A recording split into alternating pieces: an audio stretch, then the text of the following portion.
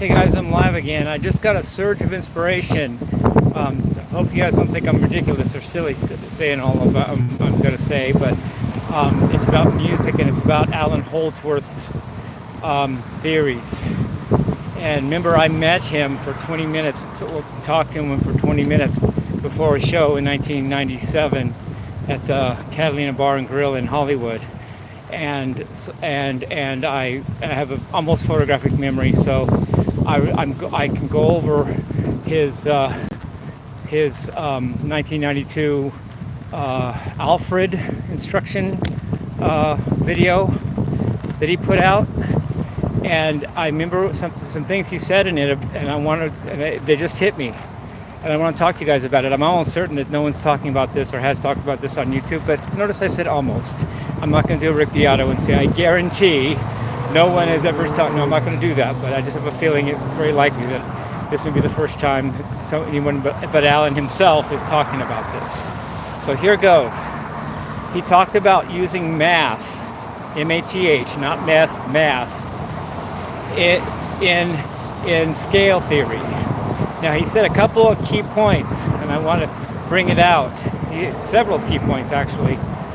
First key point was he started with 5-note scales, 6-note scales, 7-note scales, 8-note scales, and 9-note scales. So he's working with 5 different scale numbers: 5, 6, 7, 8, and 9. So you can think of it as diatonic is 7, so it's 7, then 7 minus 1, 6, 7 minus 2, 5, and 7, 7 plus 1, 8, 7 plus 2, 9. So 7, give or take 2 notes. So that's the first point. If it has only 1, 2, 3, or 4 notes, it's not a scale. And if it has 10, 11, or 12 notes, it's not a scale. So that's the first clue. Second clue is he threw away all the ones that had more than 4 semitones in a row. And 4 semitones make up a major third. So if you have 5 semitones or enough semitones to make up a perfect fourth, you don't use that. So you can't have 5 semitones in a row. You can only have up to 4. So with those 2 rules, and then just using all permutations possible in math, starting with 0, he said to start with 1 as the beginning number, but I start with 0. I number it from 0 to 11, the chromatic scale. You could do 1 through 12, but that's like saying 13 o'clock instead of 12 o'clock. So I say 0 through 11, you got 12 notes. You can put them on a clock with 0 at the top. That was the question I asked Allan in 97. I asked him, what note should I make 0, Allan? And he said D, as in dog. And I thought, that's not a bad idea. And it turned out he might be right to this day. Because D is the palindrome. D is Dorian in the white keys, and D is the same intervals going up as going down, so it's a perfect note to make 0, isn't it? Anyway, so, and then the third point he made was that all he does with chords is think of chords as coming from notes from these kind of scales. So essentially, if you know all these scales, you can basically know all the chords just by taking whatever notes out of there you want. So you really only have to learn these scales. So I suggest this to some young genius out there, or geniuses, I think it's geniuses.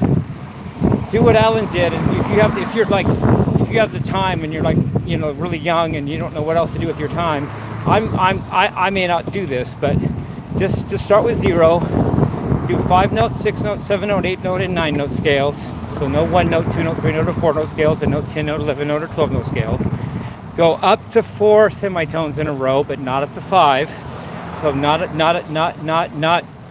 a perfect fourth semitone row. In other words, not 5 semitones in a row, only 4 semitones, 3, 2, or 1 in a row, or none.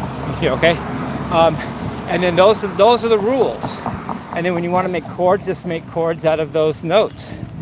And if you can catalog all those like Allan did, and then get your head around them and analyze them and figure them out. And what I'm going to do for my dumb approach is I'm just going to improvise it. I'm just going to improvise with those thoughts in mind. I'm not going to really write them all out like Allan did.